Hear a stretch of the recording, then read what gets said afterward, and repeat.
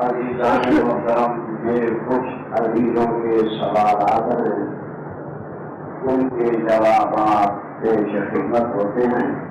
حضرت حق ہمیں صحیح سمجھ عطا فرمائے کہ جس چیز پر ہمارا عمل ہو سکے۔ آمین۔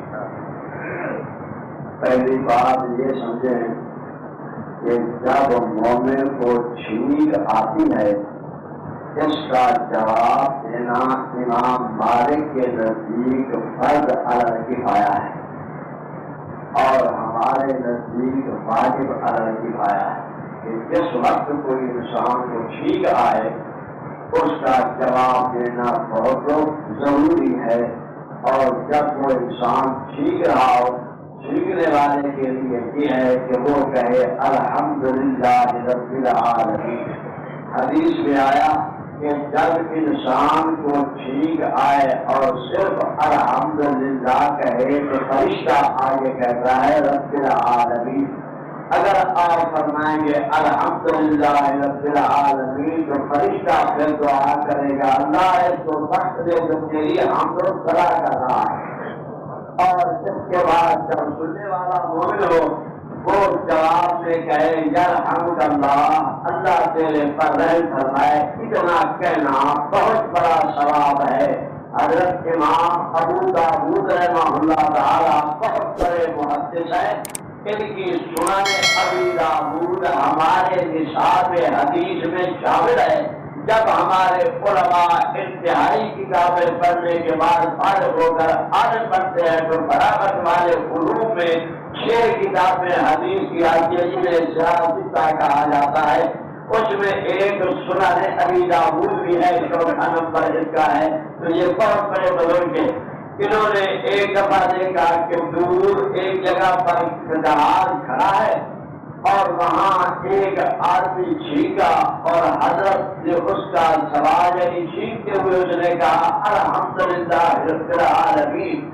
تو حضرت نے فرمایا اس کا جواب تو ضروری ہے، ہمارے اماموں کی قوت سماعت اتنی تھی کہ دور دور تک اللہ تعالیٰ کے فضل سے سنتے تھے کہ آپ یہ دیکھیں کہ امام زہری رحمہ اللہ تعالی جو امام مالک کے استاد اور حضرت انس بن مالک رضی اللہ عنہ کے شاگرد ہے، تابعی ہیں، ان کی حالت یہ تھی کہ مکہ مکرمہ میں جب تشریف فرما تھے تو رافض کے اندر سنارے کام کرتے تھے، تو ان سناروں کے زیور بناتے ہوئے جب ہتھوڑی سے وہ آواز نکالتے آواز نکلتی ان کی ہتھوڑی کی تو 80 میل کا فاصلہ ہے، امام زہری گھر میں نیند نہیں آتی تھی کہ سنارے کام کر رہے مجھے نیند نہیں آ رہی۔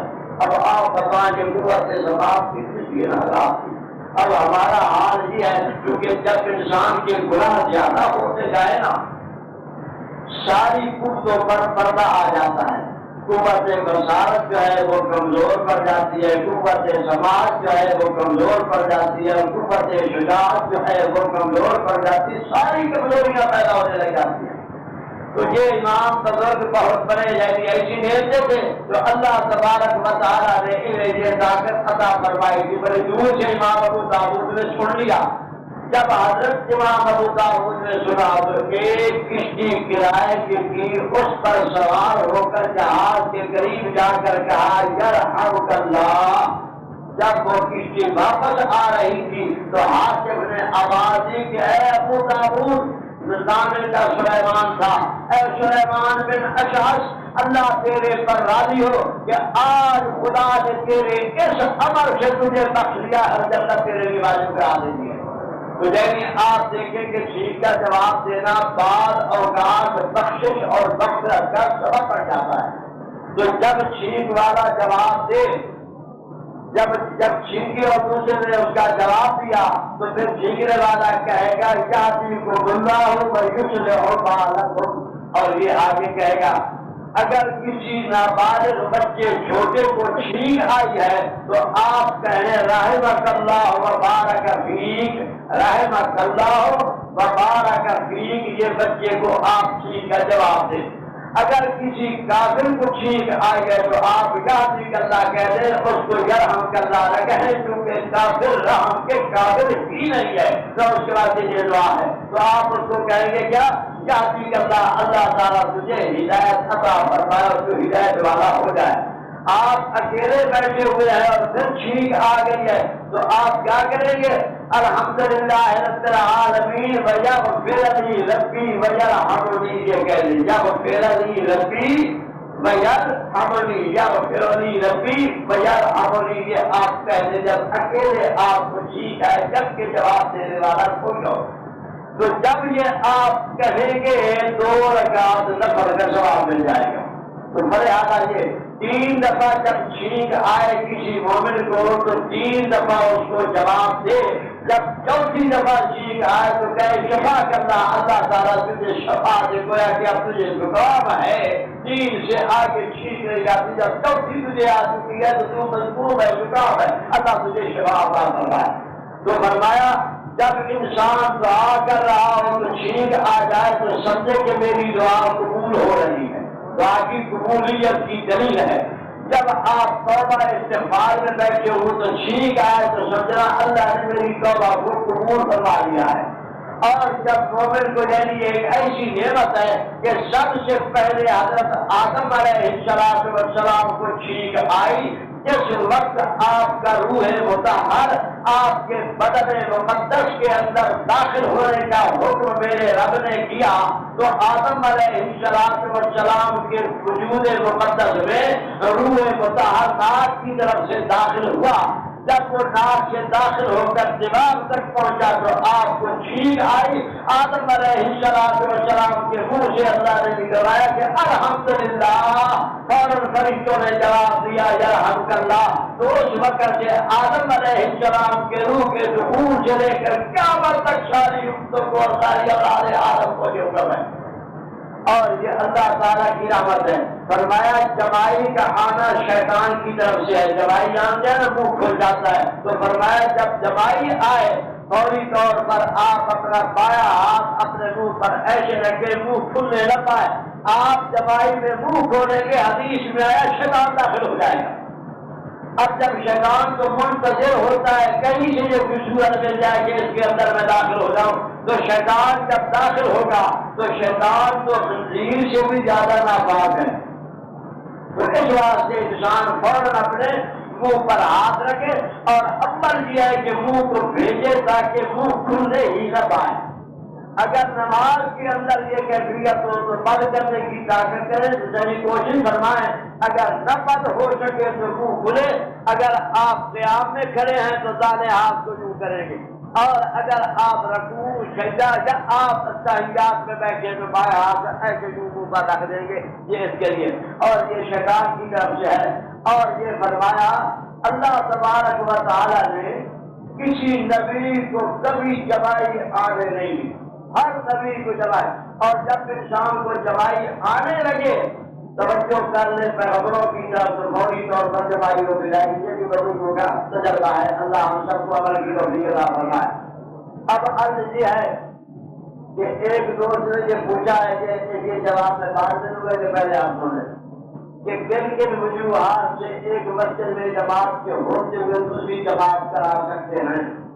ہمارے فقہا بحر الرائق، نہر الفائق، سراج البہار، کنیا، اختیار شرح مختار، کنز الدقائق، ہدایت کی شرح فتح القدیم، اور ان کے علاوہ علامہ عینی، علامہ زیرعی، ان تمام اکابرینوں نے یہ مسئلہ واضح کیا ہے، اور صاحب رد المختار اور صاحب در المختار علامہ حسکفی، الاشفاء والنظائر امام ابن رجب، ان تمام ہمارے محدث ہمارے فقہاء کرام اللہ کی رحمت اور ان کے حضوروں پر انہوں نے یہ مسئلہ واضح فرمایا ہے کہ جس مسجد کے اندر امام مقرر ہو، جس مسجد میں امام مقرر ہو، مؤذن اپنے وقت پر اذان دیتا ہو اور مؤذن اور امام مقرر ہیں، تو آپ میں سے کسی انسان کو دوسری جماعت کرانے کی اجازت نہیں ہے۔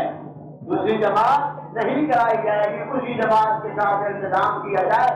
پھر تو یہ ہوگا جو آئے گا اپنی مرضی سے جماعت کرا لے گا، پھر جتنی کثرت ہو اتنا زیادہ ثواب ہے، تو جماعت کی کثرت کے ساتھ دینا چاہیے۔ اگر آپ سفر پر تھے، کسی مجبوری میں تھے، تو اس حال کے اندر جب آپ نے پڑھنا ہے، دیر میں آئے ہیں، جماعت ہو چکی ہے، تو اب آپ پہلے یہ دیکھیں کہ مسجد کے دائیں بائیں اگر کہیں حاشیہ ہے تو وہاں دو چار مل کر اذان تو پہلی کافی ہے، تکبیر کہہ کر آپ اپنی نماز کو ادا فرما لیں، لیکن حاشیے پر مسجد میں نہیں۔ اور اگر آپ مسافر ہیں اور سفر کرنا چاہتے ہیں اور سفر کے اندر چل رہے ہیں اور آپ نے سفر بھی کرنا ہے، تو مسافر کے لیے آگام جدا ہے۔ پھر یہ ہوتا ہے کہ بعض مساجد ایسی ہوتی ہیں جو سڑکوں پر ہوتی ہیں، جہاں سے گزرگاہ ہوتی ہے، جس طریقے سے آپ جائیں گے لاہور رستے میں جو مسجدیں آتی ہیں، اس میں آپ جگہ بار دوسری جماعتیں کرا لیں، کوئی حرج نہیں ہے۔ جو مسجد عام ہو یا ایسی مسجد کے جس میں امام مؤذن مقرر نہیں ہے، تو اس میں جا کر آپ جو بھی جائے بے شک وہاں جماعت کرا سکتا ہے۔ پھر یہ ہے کہ مسجد حرام میں جب بھی آپ جائیں آپ جماعت کرا سکتے ہیں۔ مسجد حرام کے اندر توجہ ہے کہ جب چاہے آپ جماعت کرا لیں، جو آئے جماعت کرا لیں، وہاں خدا نے وسعت عطا فرمائی ہے۔ اس کے علاوہ جو ہماری محلے کی مساجد ہیں یا ہماری جوامع مساجد ہے جہاں جمعہ پڑھا جاتا ہے، تو ان مساجد کے اندر دوبارہ جماعت مکروہ تحریم ہے۔ ہمارے تمام فقہاء نے لکھا ہے، جن کے بیان سے پہلے عرض کر چکا ہوں، اللہ عمل کی توفیق عطا فرمائے۔ اور پھر یہ فرمایا اقامت اور اذان ہر نماز جو ادا ہو یا قضا ہو، فرض ہو، ادا ہو یا قضا ہو، سفر میں ہوں یا حضر میں ہوں، اکیلے ہوں یا جماعت میں ہوں، کیا ہوگا؟ اذان بھی کہنا اور اس کے ساتھ تکبیر بھی کہنی ہے۔ اگر آپ سفر میں ہیں، اذان ہو چکی ہے مسجد کی، تکبیر کہہ کر اپنے فرض ادا کر سکتے ہیں۔ اور یہی لکھا ہے کہ ہمارے تمام مقابل اکابرین نے نور الہدایہ اور اس کی شرح مراکز اور بھلا اور اس کا حاشیہ تحتاوی اور اس کے علاوہ ہمارے اکابرین میں بہت بڑے بزرگ صرف نماز پر بہت بڑی کتاب تصنیف فرمائی ہے۔ آپ دیکھیں حیران رہ جائیں کہ اللہ کے نیک بندوں سے خدا نے کتنا کام لیا ہے۔ تو وہ یہ فرماتے ہیں کہ جزینی کیا کریں گے آپ کہ جب آپ اس طریقہ سے مسجد کے اندر تشریف لے آئیں تو اب آپ ادا کی نماز ہو چکی ہو تو تکبیر کہہ دیں اور پھر اپنے فرضوں کو ادا کریں۔ اگر قضا نماز پڑھ رہے ہیں تو قضا کے لیے اذان بھی ہوگی اور تکبیر بھی ہوگی۔ اگر نمازیں کئی قضا ہے اور 5 اکٹھی پڑھنا چاہتے ہیں تو ان کی ترتیب بھی یہ ہوگی کہ پہلے آپ اذان کریں گے، پھر تکبیر کہہ کر فجر کے فرض پڑھیں گے، پھر آپ اس کے بعد اکٹھی کرتے ہیں۔ اب ظہر کے لیے صرف تکبیر کہہ دیں اور اس کے لیے اذان نہ کہیں۔ آپ 5 نمازیں ایک اذان سے 5 نمازیں بیک وقت جو پہلے قضا ہو چکی ہیں، ہر اقامت جدا جدا سے 5 نمازیں ایک اذان اور اقامت سے مختلف سے آپ ادا کر سکتے ہیں۔ اللہ ہم سب کو عمل کی توفیق عطا فرمائے۔ رقم موجود ہو تو پھر بھی ادھار لینا کیسے؟ ادھار تو ویسے بھی ٹھیک رہی ہے کہ انسان ہر حال کے اندر ادھار سے بچنے کی کوشش کرے، اس واسطے کہ میرے نبی نے قرضے سے پناہ مانگی ہے۔ زندگی کا کوئی پتہ نہیں کس وقت موت آ جائے تو مرے آدھا ادھار کبھی نہ رہے جب اپنے پاس موجود ہو، اور جب کوئی نہیں پھر مجبوری لاحق ہو جائے پھر ادھار دے، اور اگر مجبوری نہیں ہے تو بلا مجبور بلا وجہ یہ ادھار کا لینا صحیح نہیں ہے، اور زندگی کا پتہ نہیں اور قیامت کے دن دینا بڑا مشکل پڑ جائے گا۔ اللہ مرضی کو بھی نہ فرمائے۔ اب یہ ہمارے راجے فرماتے ہیں کہ پل صراط کہاں قائم ہوگی، اس میں کون سے عمل والے لوگ گریں گے؟ کیا بے نمازی اس سے گرے گا، عمل صالح والا گزر جائے گا، بے نمازی نہ گزرنے پائے گا؟ اور جن کی جو تصویر بنانے والا مصور ہوگا اس کے ساتھ کیا معاملہ ہوگا، کیا منظر کیا ہوگا؟ تصویر بنانا جائز ہے یا ناجائز ہے؟ قرآن و حدیث سے بیان کریں۔ اب آپ نے سوال کر لیا، اللہ ہم سب کو توفیق عطا فرمائے عمل کی۔